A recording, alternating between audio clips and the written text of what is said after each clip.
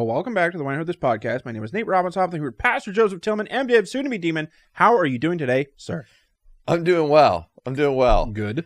I realized my Instagram account had been hacked. Cool. So anyway, if you've been trying to go to @RevJoT and haven't been able to, now you can. Oh, well, that's wonderful. Yeah. So I don't use Instagram. I I like Twitter.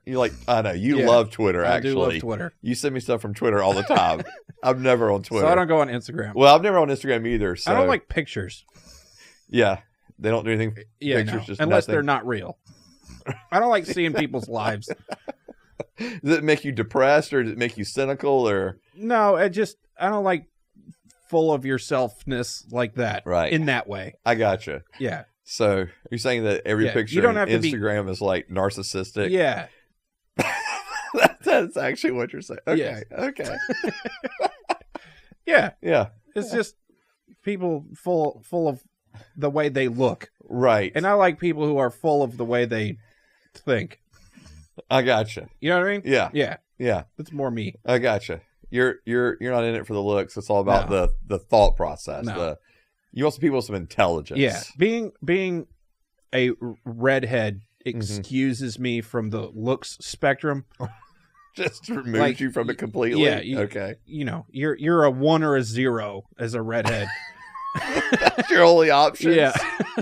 Not like on a scale of 1 to 10. I'm okay. saying you're a yes or a no for people. I got you. It's Yeah. like immediately, right from point one. Yeah. I got you. Based on that. And so you're kind of removed from the Right. attractive scale. So you're not having to really worry about No, that. I don't never have. Yeah. Ever. Yeah. Just, I got you. Okay. Yeah. So I don't like all that Right. because I have nothing to do with it. You can't participate. Yeah, I could be smart though. You can Yeah. be that. Could still do that. You can do that. Yeah. Yeah. Okay. So anyway, I'm back on Instagram. Yeah. Yeah. So Good. My bad. At RevJoT. @RevJoT. Yep. Perfect. Yep. You can go find me there. Yep. Do that. Yep. Do that. If you do nothing else today. Right. Just go find me on Instagram and send me a Go message. find Joseph on Instagram. Yeah. At least the person who hacked your account didn't do too much damage. No, they didn't. Yeah. They didn't post stuff, so that's good. Yeah. I'd have to go through and delete a bunch of stuff. Right. Right. They did get a lot of messages, but I'm just Yeah. ignoring them. Cool. All right. So that's been my morning. More cults? Yeah, let's talk about cults. Yep. For all I know, it was a cult leader that took over my Instagram account. Right. Right. Way to tie things together. Really terrible cult leader that never posted anything. They were the worst. Cool. All Yeah. right. So All right. slower again. Oh, yeah. Patreon, $5. Yep. Help us grow. Yeah. And thank you for those that have given. Yes. Yeah, absolutely. Wonderful people. Wonderful. Still didn't grab their whatever to tell them and shout them out. No, we got to that. do that. Yeah. Yeah. Although if I start doing that and we have like more people, it'd be the whole episode. So, just well, reading that's names. true. Yeah. Maybe we'll throw out like Eventually. one every once in a while. Yeah. Yeah, just to say, hey, thanks. Cool. Okay. Yeah. So do that and then comment on the episode about your thoughts about cults Yep. and what it was like when you were in one and What it was like when you led one. right, when you led one and how you feel now about it. Right. Yeah. How many children you have or Are you still in one? yeah. Yeah. Oh, that'd be cool. Yeah. Yeah. Yeah, if we any cult leaders out there, there's like you're in a cult, like Yeah. you're leading the cult, like, yeah, message us for sure. Yeah, I want to be in one. So No, if you invite Nate into your cult, he will eventually take it over. right. Yeah. Or destroy it. I'm smarter than you. Nate will either destroy it from the inside out or take it Yeah, over. right. I'm not sure which. And then go to the website where there's t-shirts and you Yep. can buy our stuff and Yeah. then follow us on all the social medias. True, because Wherever you now find- I'm 'cause actually now you're actually I'm there. on Yeah. You can follow me too. Yeah. I wasn't hacked. That's an act. But apparently he doesn't care about your pictures. No. But you can send him a message, maybe. What? No. No, he won't. That won't work. I Never don't want to mind. read you. No, don't do that. Just comment in the link. Yeah. or do- the do- clips. Yeah. All right. More cults. Yeah. Let's talk about them. That was all the stuff, right? That's all the stuff. Yep. Good job. Oh, and ring the notification bell and Like, subscribe. yeah. All Yeah. Please do that. That's that's actually a big deal. So, it is. Yeah, it helps us a tremendous amount. So thank you. Cool. Mm-hmm. All right, more cults. There we go. All right, let's do it. Okay, picking up from last time, this is part 3. There are 2 episodes before this that you can go watch. Right. About cults, where we talked about different cult stuff. Right. All right. Why do cult leaders want to start cults? Well, since I've never been one, I'm not really 100% sure. Okay. From that part. But basically, the question is... I can make some assumptions of what's going on. What's up with all these cult leaders and right, why they what's be going doing on. what they doing? Right. I mean, I think at the core of it, it's got to be this desire for... Excuse me. I think it's going to be this desire for power, for control. Okay. Like, hey, I want to be looked at as this, I guess, figure of importance. Like they want to be important, right? Okay. And in being important, they therefore exert power, control, and so I think there's that, and so I think that's like why they start cults is because it's like finding some type of importance or value, and therefore being able to, hey, look at me, like hey, I'm something. People are following me. Awesome. But I also think there's got to be just like a couple things that are possibly going on as well. Okay. So one is just like, I mean, at the core, like you're either like just a liar, I mean, obviously, like if you're saying that you've had these divine revelations from God, for example, okay, and you're saying, hey, God has showed me this, we need to do this, only I have the revelation. Either you're just a bold-faced liar, or like you've been spiritually deceived and are talking to demons. Okay. Would be, I mean, because you either think you're being truthful and you're lying, you think you're being truthful, therefore you're talking to demons, or you're mentally unstable somehow, psychologically unstable. Do you think demons are giving these cult leaders these revelations? I mean, yeah, it's like, when Paul talks about, when we worship idols, we're really worshiping demons kind of thing. Okay. I think there's a sense of like, yeah, I think there is a demonic part in it of trying to lead people astray. So you think that so I think it can happen. I'm not saying it always happens. I think okay. it can happen. So when they say, like when Joseph Smith said, I had a revelation from God, do you think that was a revelation from demons to try to... Man, that's a good question. Because you don't really know what's going on in the person, right? Right. Like, you're like, do they actually believe that's what's happening? Right? Like this, so for example, like when he's like 21, 22, and, he's got the plates, like, or he believes there's like this, like, is that real for him? In other words, like, is that real for him? Like, did demons inspire that for him? Yeah. Or is he just like a bold-faced liar? Right. So I'm not sure. Okay. I didn't know the guy. So, but I do think that's probably like at play. I get, like, we talk about when cult leaders start cults. I guess that's a couple of things that I think of.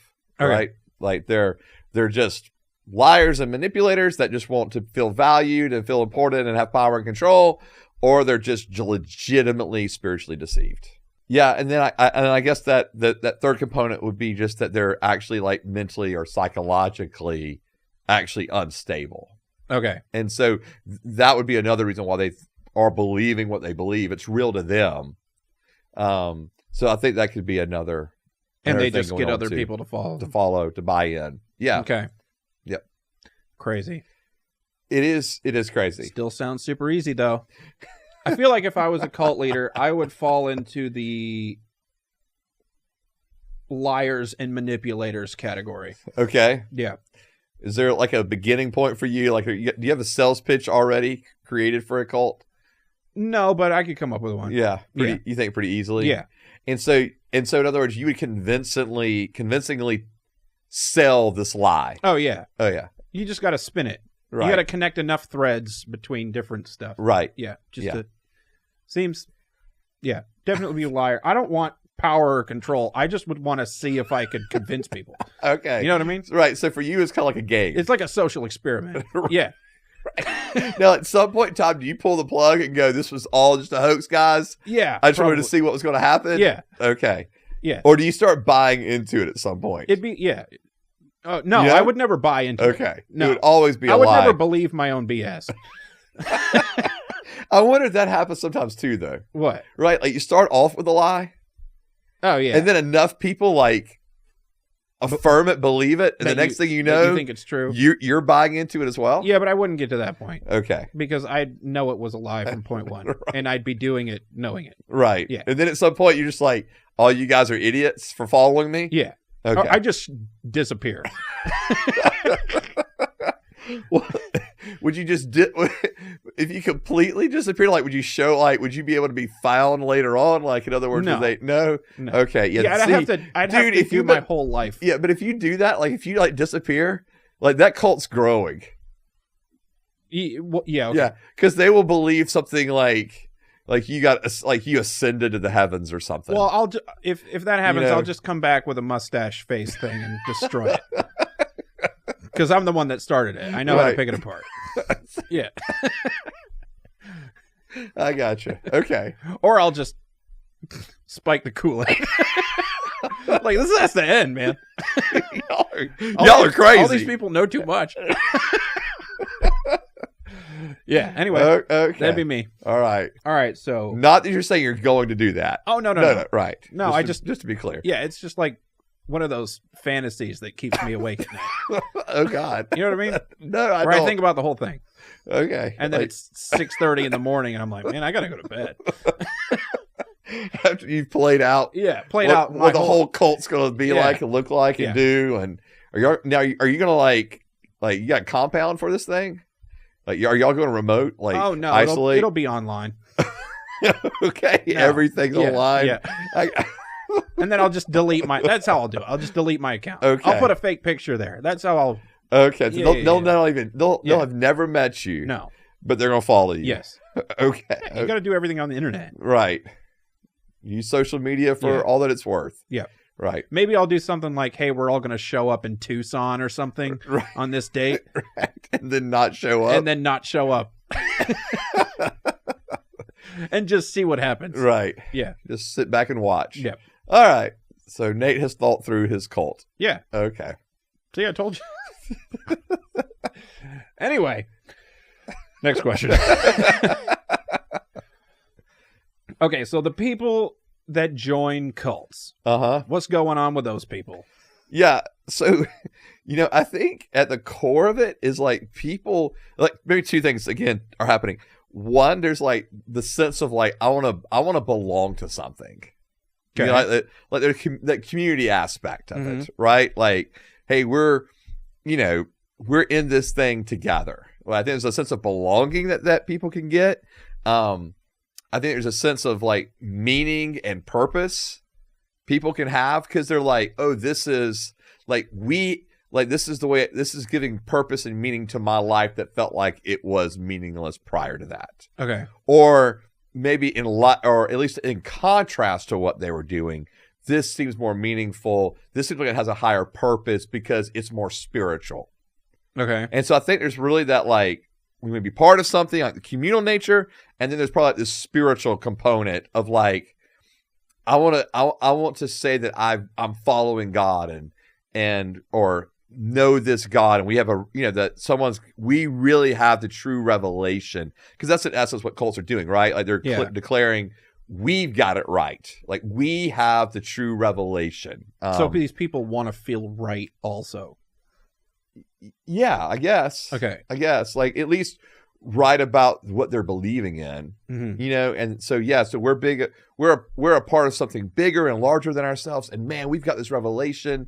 And so I think those are probably two things that are there that individuals are kind of preying on, that are the cult leaders, in other words. Okay. So like, hey, they're because usually your cult leaders are pretty charismatic, dynamic individuals that communicate really well, articulate themselves well, and can absolutely convince people of things I mean, they're obviously good storytellers, good salesmen. They're convincing people of that this is true, and people are like, "Yeah, let's do this." And you know, and it sounds like crazy, like who would believe this? But like, I feel like it happens a good bit, and not just in religious circles, in terms of like what people believe in, right? Right. Like you can just be on social media and see what people believe in, right? They follow, like they hook, line, and sinker. They're not, because it's wild to me. People don't do any research on anything hardly. Like you're not supposed to do research. Someone says something and they're like, that must be true. And then they post it a bajillion different times. And so without doing any like real research behind it. So that boggles my mind. But I do think that's kind of what cult leaders prey on, is individuals that are not going to do research. They're not going to, you know, they're probably going to be a bit gullible to these kind of things, and they want to belong to something, and they want to feel like, man, that what I'm doing is super spiritual and has this like meaning that far surpasses anything else they could possibly do in this world. Right. You know, so I think that's like probably the larger part of it. But I do think with some cults, like there is how people get caught up in it is because there's like a very intentional, systematic approach to recruiting individuals into the cult. Okay. And then conditioning them like once they're in. And so it's just really structured. It's really organized. And so, for example, they're not like from the get-go going to say, hey, give us all your money.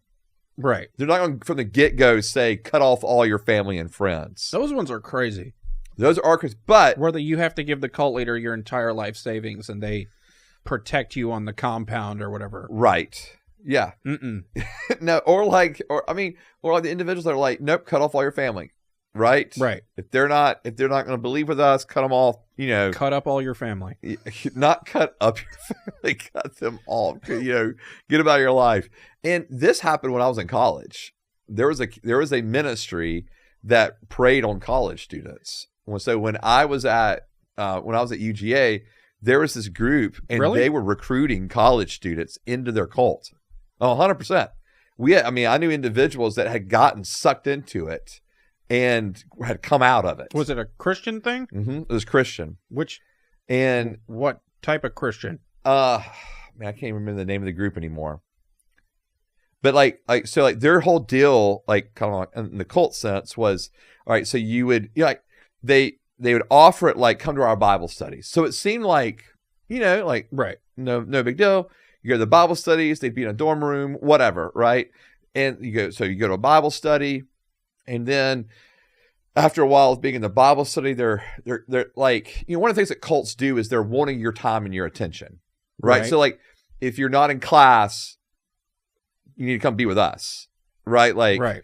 And so, and it starts off pretty harmless, right? Like, hey, I'm in this Bible study. Maybe I feel like I even come to know the Lord, and I'm gaining these friends, and now I'm around them all the time, and now we're going to have lots of studies. And then, like this particular group had like this booklet you would go through. And so like a part of that booklet was like, you get baptized, because for them, you had to be baptized in their group to be saved. Okay. So you get baptized, and so cool. But then eventually over time, it is hey, but your parents aren't believers. Was this school sanctioned? No. Oh, okay. 100% no. No. I mean, not school sanctioned, but this was like any other school ministry that was around. No. Oh, no, okay. no. It wasn't like, so for example, like I was in the Wesley Foundation. Yeah. Which was licensed, permitted, if you were, to be on campus. Right. And we could do events and those kind of things. No, this was like a ministry that was like off campus. Okay. But they were recruiting college kids. Right. And then use college kids to recruit other college kids. Okay. That's kind of the way it went. And so culty. 100%. And so again, it's very systematic, it was very organized, and eventually over time, if your parents, your siblings weren't part of the group, it was time to start cutting them off. Weren't part of the group? Yeah. Then it was time to start cutting them off and not talk to them anymore, not go visit them anymore, not go see them anymore. But they're paying for my school. Right. I mean, it caused some issues. Yeah. And so, so that's what I'm saying. I think some of the cults are so structured and so organized, and they're so intentional in their recruiting efforts and in their conditioning that it's not like it's just happening overnight or like, oh man, I'm going to join this cult. Like it just, I'm going to have to get more organized over time. If you're going to do your cult, your online cult, yes, you have to be more organized. Yeah. And you need a booklet or a pamphlet or something for I need literature. Yeah, for those that are going through the initiation to go through. Mm-hmm. Yeah. Cool. I'm giving you way too many ideas. This is not good. So yeah. So I think there's some of the reasons or some of the reasons of why people get caught up in the cults they do. Yeah. I feel like people just want to feel right. Okay. And like everybody else is wrong. Well, I think that makes people feel good. It does. No matter what it is. 100%. And as long as you have other people who think the same thing to back you up, then you feel superior than other people. Yeah, I mean, we see that in religion. We see that in politics. We see that across the board, right? Yeah. Yeah. People just want to feel like they're in the right group. Yeah. And we're right. Everybody else is wrong. Right. And so I was going to say that stuff drives me crazy, but because it does. But at the same time, I'm in a religion that as Christians where we believe we've got it right and everybody's got it wrong. So I'm going to heaven. Yeah. So like I'm already... And you're going to HE double hockey sticks. There you go. Like, yeah. So because I won't say that. Because I'm Christian. You're right. That's why. Yes. Yeah. Thank you. If I so how can you tell if a cult is a cult? But if I walked into a church, because this is something people do, is go into churches sometimes. They do. Yeah. Not as much as they used to, but they still do it. That's true. How would I know going into a church if this church exhibited cult-like behavior? Okay. Like what should I be looking for in this church to know? So you're making a distinction now between like the Christian cults, they're like kind of pseudo-Christian because of their kind of maybe weird or off centered or away from Orthodox tradition and teachings in terms of doctrine and theology. Right, but some cults... And you're talking about like behavioral type stuff. Well, like some... Because we're an evangelical world and they're all different. Sure. Every church is its own little thing. Right. And so, or sort of we are. Right. But a lot of these cults look like that. Yeah. Well, so how would I know that if I went to a church, my localest closest place, that I didn't walk into a cult? Okay. Yeah. Well, I mean, even the one I talked about just a second ago with my friends, I had a couple of friends that had come out of one from a ministry, when I was in college. Mm-hmm. When you first walked in, you wouldn't have known.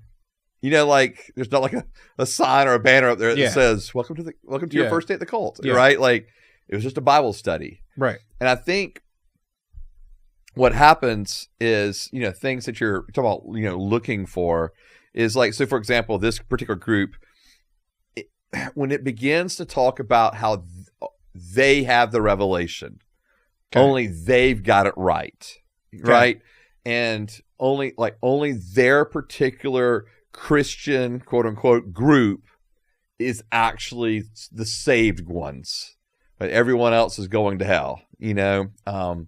Only they have the revelation that's truly the right revelation. Okay. I think those are the kind of your initial warning signs. But are they going to come out and flat out say that? Eventually, yes. Okay. Yes. I mean, like if they're a cult, yes. All right. Because they're eventually going to say that we've got it right, everyone else has it wrong. Okay. 100%. And then I think there's also that sense of where again they begin to kind of isolate you. Okay. And away from other people that could tell you differently. Okay. And so I think those are kind of like your two initial things that are going on. But if I mentioned this last week, and so can I stop you for a second? Yeah. Okay, so if I go into a regular church, they're gonna say, we have it right, every other religion is wrong. Okay. You need to cut yourself off from all your non-Christian friends and family. Oh, God. I hope they're not saying that. I've heard that a million times. Well, that's terrible. Well, yeah. Not cut yourself off, but Right. they're gonna be a bad influence on you if Okay, you continue us to hang hang around around with in them. that world. Yeah. Then you're gonna still be the same sinner that you used Right. to be. Well, that's a big youth group message, isn't it? Yes. Yeah, that was a huge youth group message. So what is, like, how would I differentiate between something I that's see. an actual cult and Something that's cult-like. that type of normal Christian stuff that I'm used to? Yeah, no, that's a good. Okay, I think there's a huge difference between. Okay, to the first point, huge difference between saying, "Hey, only the Christian religion is right." Right. That's one statement.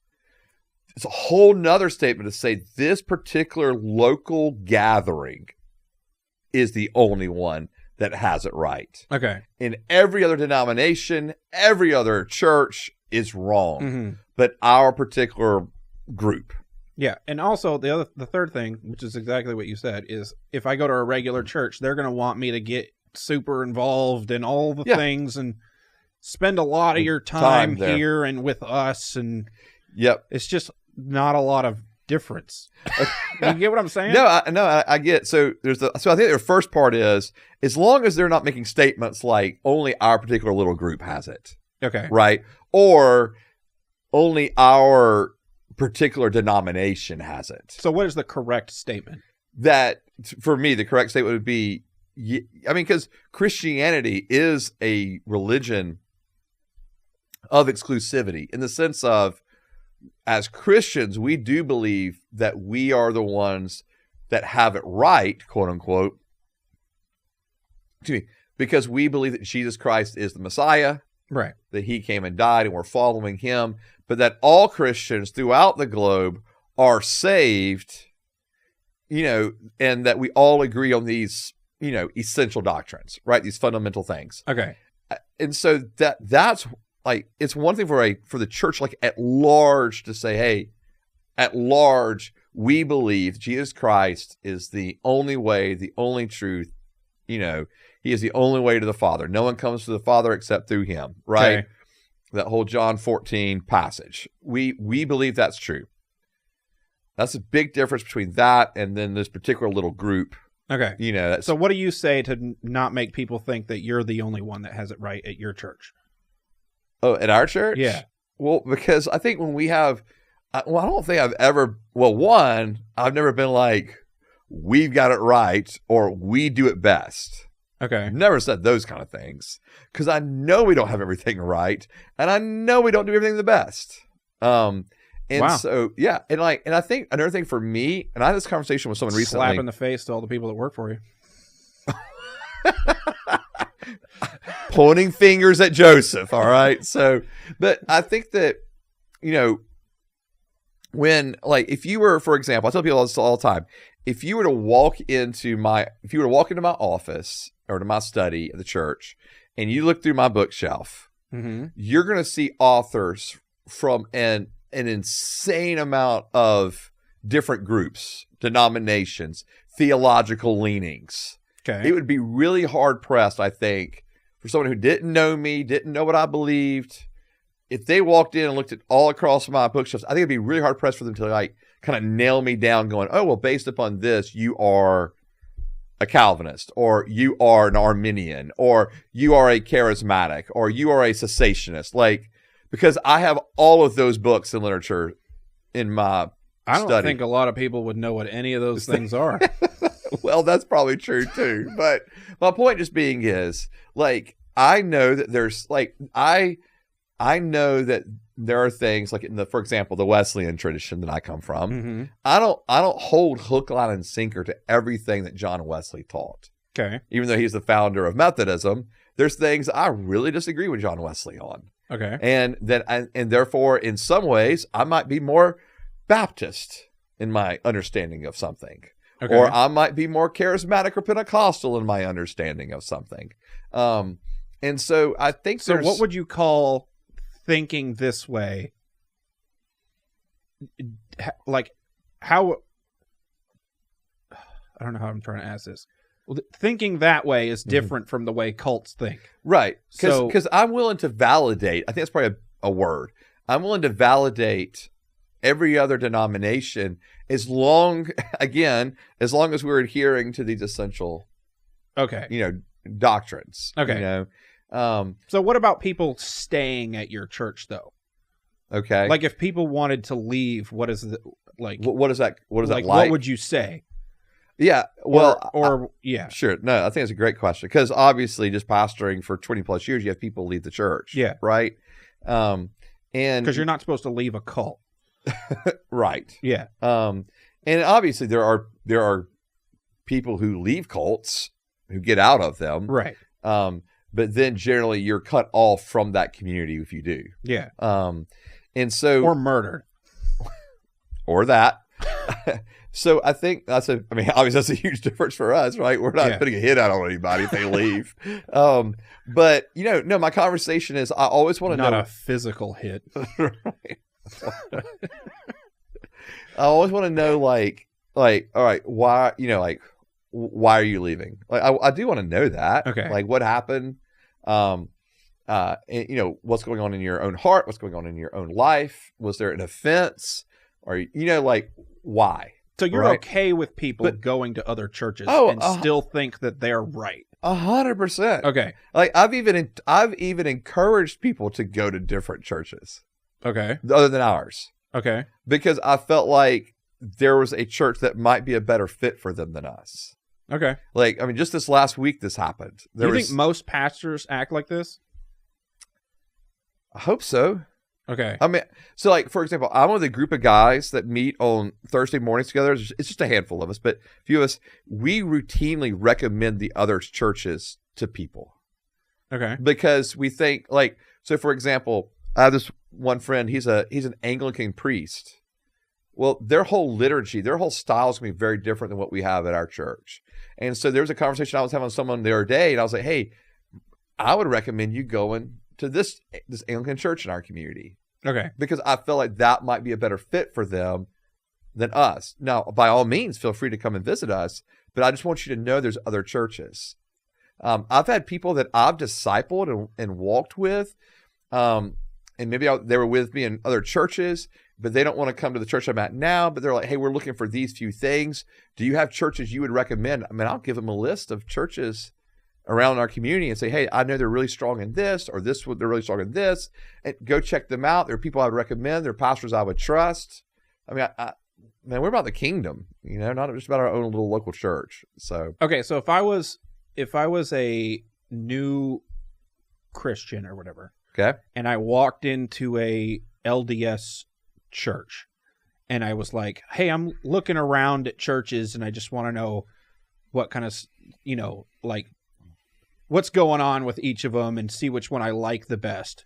Right. Like, and I said, we're going to go check out the Catholics next. After this thing this week. What would they tell me?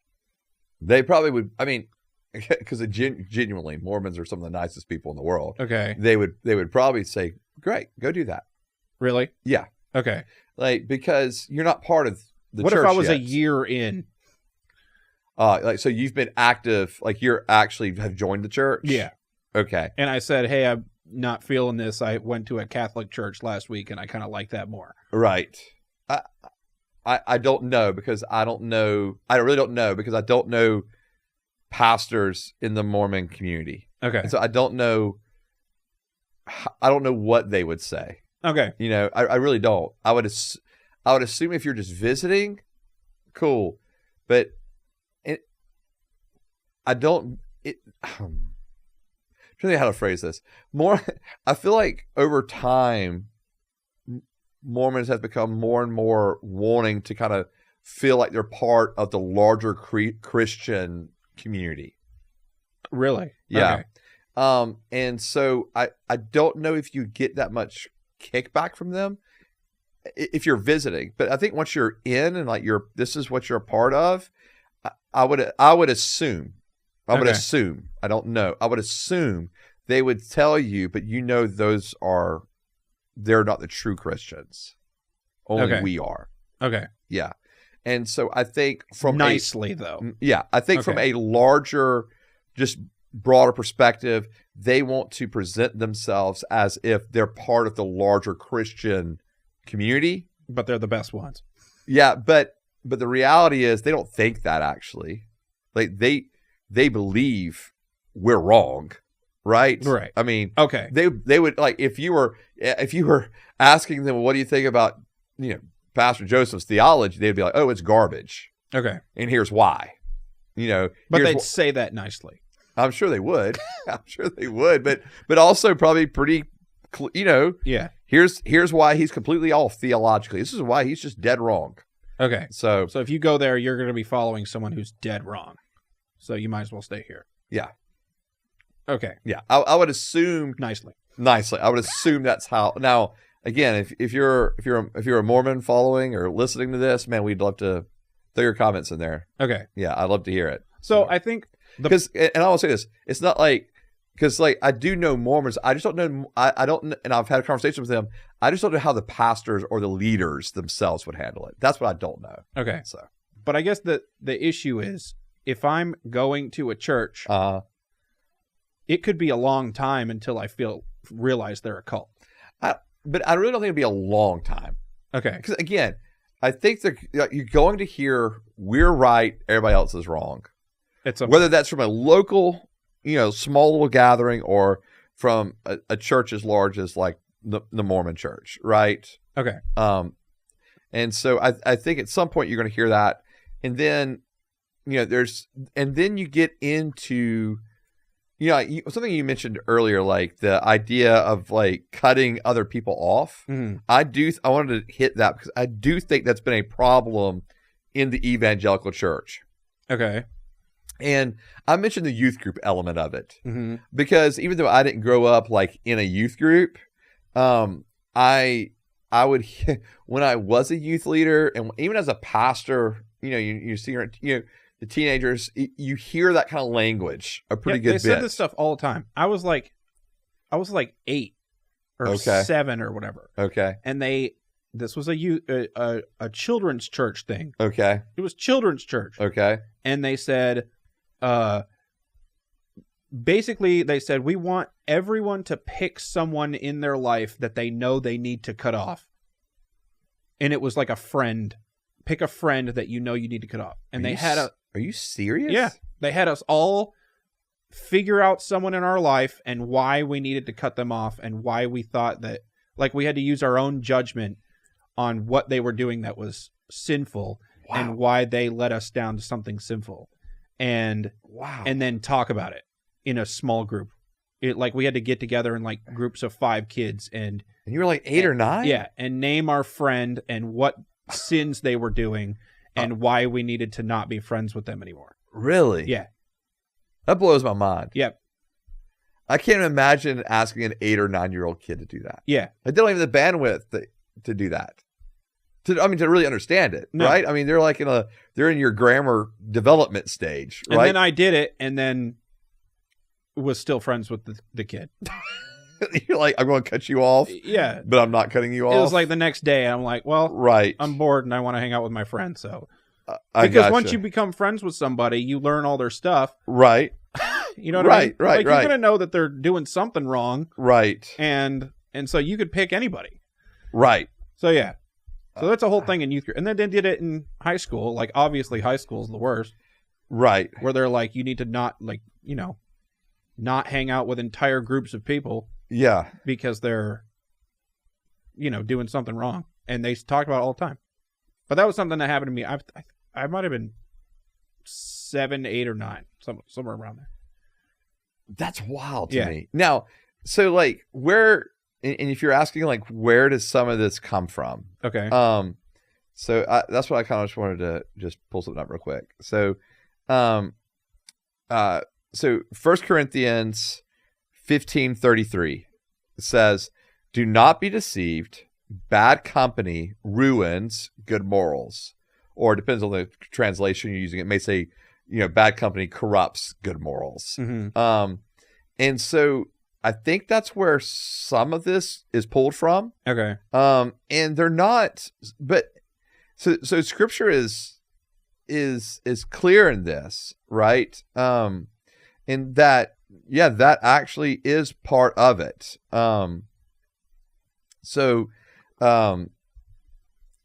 Let's see. In verse 32 in 1 Corinthians 15, what do I gain if, humanly speaking, let me see. Hold on. I'm sorry. Verse 33, do not be deceived. Bad company ruins good morals. Verse 34, wake up from your drunken stupor, as is right. Do not go on sinning, for some have knowledge of God, as I say this to your shame. And so what's interesting is, in the midst of this context, the passage that Paul's addressing the Corinthians with here in 1 Corinthians 15, like, it is true.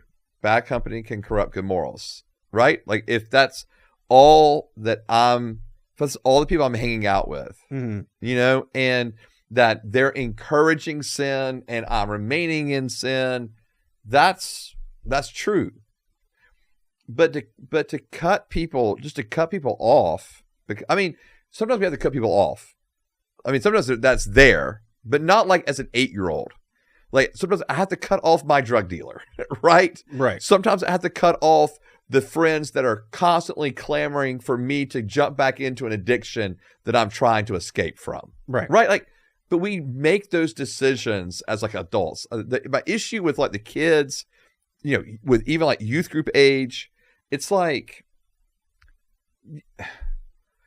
and I get it in youth group. I mean, hey, and kind of the thing was like, go stay. I even had this said to me after I got saved. I was in high school, senior in high school, and I was at a gathering at someone's house doing like for Bible study kind of thing.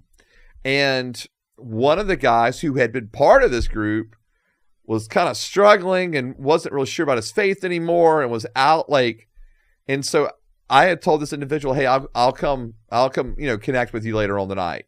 So like the Bible study went long. It's like 10 o'clock and I'm like, I'm out. And I remember the group leader telling me, like, Joseph, why are you going to hang out with this person?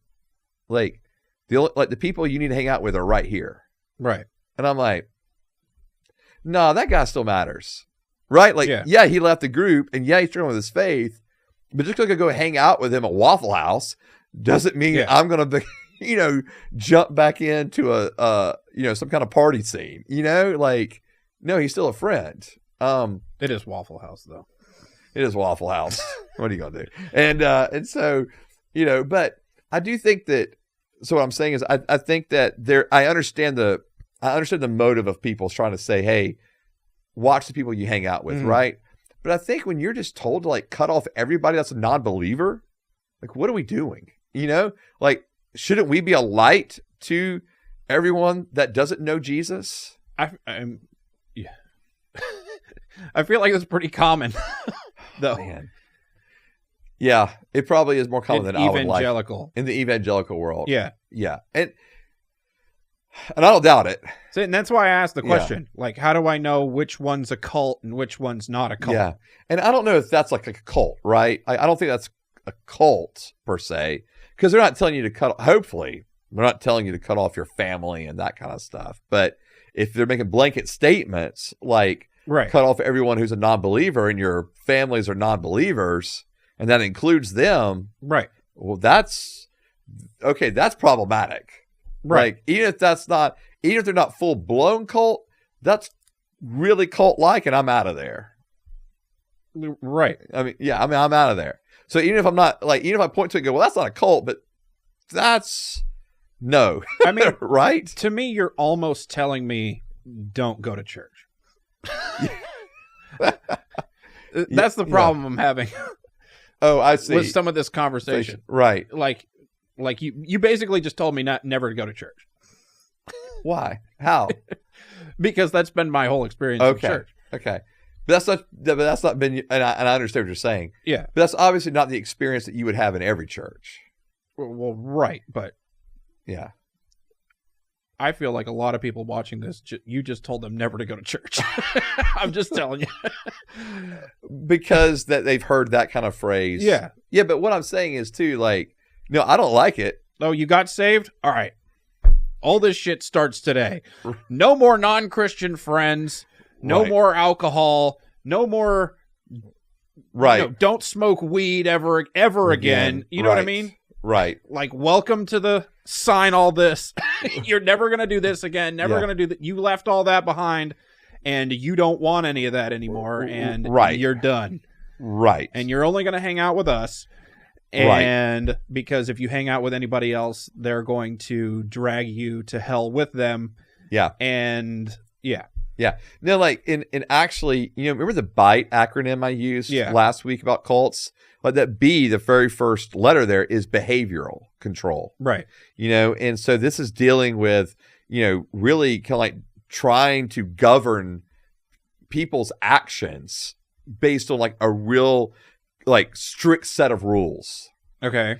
And so, and there's like basically rewards and punishments if you obey these things or not. And I think sometimes in Christian circles, we can use those things of like, man, you do those things, God's going to cut you off and he's done with you. Yeah. But hey, if you do all these things that are right, man, God's going to really like you, Okay. So I guess the real question is, where does cult-like behavior end and full-blown cult begins? Yeah. Because I think I think there's, man. Because I don't like any of it. Yeah. No, I don't either. Unless I'm the leader of the cult, which we've established. But 100% But if I have to go to a church, right, I don't want to be a part of none of that. No, I agree with you. Yeah. I don't. No, and I don't think most churches are like this. Okay. Now, I know some of the kind of groups you came up through, right? Yeah. And they were the kind of the legalistic Pentecostal churches. I came up through legalistic, very spiritual, whatever that is called. Right. Yeah. I don't know how you combine those two, but yeah, I know. It's very legalistic and it's very charismatic / Pentecostal. Yeah, it's like we have to be all spirit while we're at church. Right. And then when we leave, we can do nothing. Right. Yeah. Because you really need to be all spirit then too. Right. I know. And so I do think that I think that kind of, I don't know how to phrase this. I think that particular kind of like vein of Christianity, right? And you have a lot of that where there's, this is kind of what we're getting to probably. Like there has been a legalism problem in church. Yeah, I feel like a lot of the topics that we go through, I ask you if this is culty. Right. Yeah. Yeah. And I think anytime you get into that kind of strict legalism, right? Mm-hmm. Like that kind of like, listen, we're not saying you don't call sin. I'm like, you call sin. My problem lies when we start adding on a bunch of rules on top of what's already there within Scripture. Okay. So for example, which is what cults do. Which is absolutely what cults do. Yeah. Right. They either add on or they misinterpret or they kind of fixate on just a few portions of Scripture and they're like, this is it. Yeah. And I think especially if you're trying to take, certain like Old Testament passages and apply them today and go, these are still all of the rules that you need to live under. Right. Well, no. Right. And we've talked about this before. I'm not going to go into all of it, but like the reality is, yes, I need to do the things that's still going to love God and love others. Mm-hmm. And I need to know what sin is so that I can call sin. But at the same time, I'm not like all of these rules of like how to dress. And this is exactly what kind of, like go sacrifice this thing or wash this many times or because you did this. Actually, like, no, that's not part of our Christian ethic now, or worship now. And so when individuals like adding on all of these like really strict rules, like when they're trying to govern, like, all right, this is the kind of bathing suit you can wear, right? Right. This is where you can go or not go. You better never drink alcohol. Like, what are we talking about? Yeah. And again, I'm for modesty. I'm not saying, just go wear whatever the heck you want to. Mm-hmm. I'm not like there has to be modesty, but it's got to be in loving context and not in this condemning manner of like, hey man, if you you girls, if you wear that, you're just basically just sluts that are going to lead guys into lust and it's all your fault and da da da da. Man, what are we? I'm sorry. What are we talking about? And so I hear what you're saying as far as like it makes people going to go, well, I don't want to go to church again because there are these elements that are there, but I think they're in particular streams of churches. I think there's a whole lot of churches that don't have that in there, right? That don't have the behavioral control, that don't have the thought control and and trying to isolate you. And I think there's a lot of churches that are not like that. One of the things that I think maybe we're getting around to is like, I have to recognize, like, so as a pastor, mm-hmm. I have to recognize the individual autonomy of the people that are there with me. Okay. I can't mandate them to do something. Right. That's not my prerogative. Okay. And maybe that's where the cult-like stuff comes in. Right? Where you I can pastor, leader person. Correct. I can give counsel, right? Right. I can say, hey, the Proverbs would say this, and mm-hmm. this would be wisdom for us. Okay? Okay. Or I can say Scripture says this, and this would be wisdom for us. But I can't like mandate people to do certain things. All right. And I think whether it's adults, youth, kids, I think maybe that's kind of the essence of what you're talking about. Mm-hmm. Like when behavior starts being forced and I mandate that you do this, right? That's to me where it becomes problematic. Like I can call people to live righteous and holy lives, but ultimately at the end of the day, that's up to them. Mm-hmm. I can't carry that for them. I think my whole thing with this question though is, if I were to walk into any given church, how would I know this? Yeah. What am I looking for? Okay. You know what I'm saying? Yeah. Yeah, like if I only had one service to spend at this church, I don't know how much you're going to gain from. I mean, like obviously there's like the crazy red flags that are going to come up in one service. Okay, like if they started bleeding snakes out, right, or somebody who's naked up there, right? Yeah, I mean it's just like crazy. Yeah, okay. But I think that makes sense, right? But or like, yeah, I think it would probably take time, right, to discern that. Okay. I would be interested in like, what is their membership process? Like, okay, what are you saying yes to? What are you agreeing to? Do I have to sign contracts? Yeah, you have to sign contracts. Okay. Do you have to? I mean, there's one church in don't join a church where they make you sign a contract to be a member. No. Okay. And don't. Okay, I'll say this too. There's a church in our area. They actually mandate that you hand them W-2s for the last several years. Well, that wouldn't work because I have 1099s. Or your 1099s. They want to know how much income they should be receiving from you. Okay. That's crazy. Like, who's handing over W-2s and 1099s to church? The people I'm looking for online. Right. You want them to hand you theirs. And so, but like, that's crazy. And this church is huge. Yeah. This is a massive mega church. Yeah. And people are just handing over their stuff. I think I know which one you're talking about. I'm like, how? The guy's last name is Money?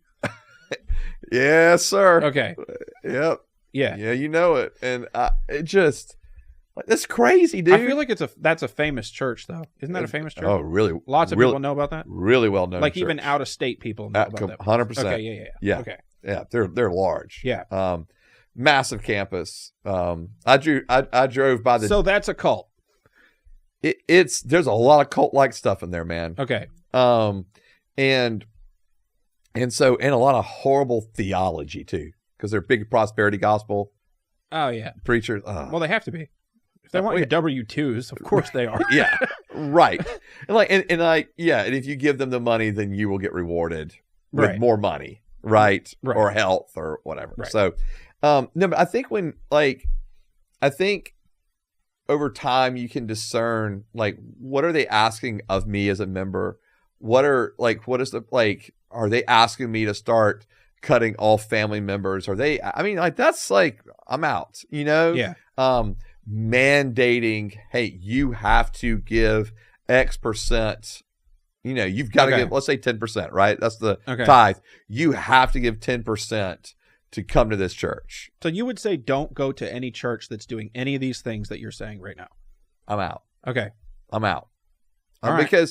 Because, again, now if someone, and I can already hear it, because it's kind of coming from both sides. Like, there's the one side, it's like, all right, yeah, you cannot mandate someone to tell them exactly how to live, right? Right. But at the same time, I do have to give counsel.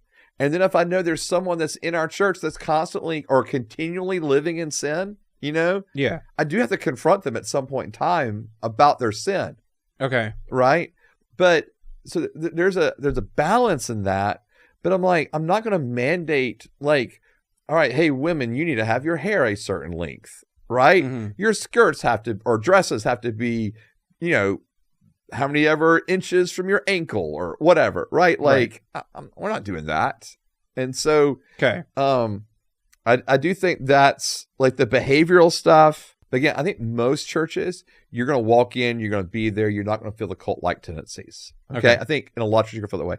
I think the ones that people think of the most because they've had these experiences are really legalistic evangelical or really legalistic charismatic Pentecostal churches. Are any of the rituals that we do at church cult-like stuff? Okay. Does that make sense? Yeah. I'm trying to think. Like ritual, like there's the traditional stuff of like, you mean like reciting the creeds or... Yeah. No. Okay. None of that's cult-like. Okay. No, that's not cult-like. The liturgy that's typically built in within a traditional church, that's not cult-like. Okay. Can that stuff go too far though? I think anything can go too far. Like if we were drinking actual blood for communion, you know what I mean? Right. No, that would run. Okay. Yeah. Yeah, like for real, run. Okay.